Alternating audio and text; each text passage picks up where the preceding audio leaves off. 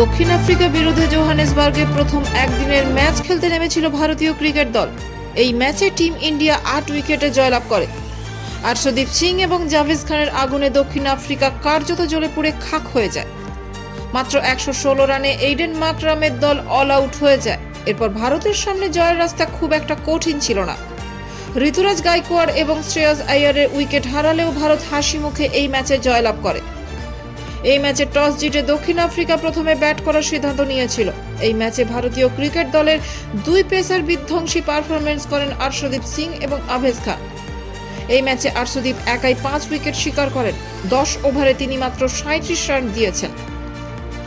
এছাড়া আভেজ খান 8 ওভারে 27 রান দিয়ে 4 উইকেট শিকার করেছেন, আর একটা উইকেট শিকার করেন কুলদীপ যাদব।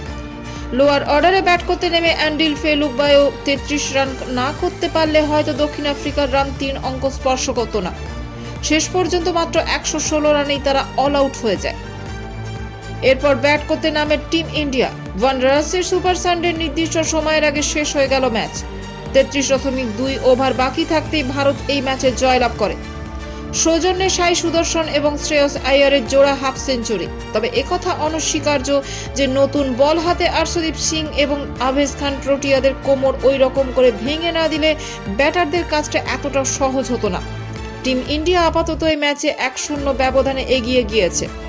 তবে দুঃখের কথা একটাই, গোটা ম্যাচের মেয়াদ মাত্র 44 ওভারে হওয়ার কারণে ব্রেস্ট ক্যান্সারের জন্য পর্যাপ্ত আর্থিক তহবিলও সংগ্রহ করা গেল না।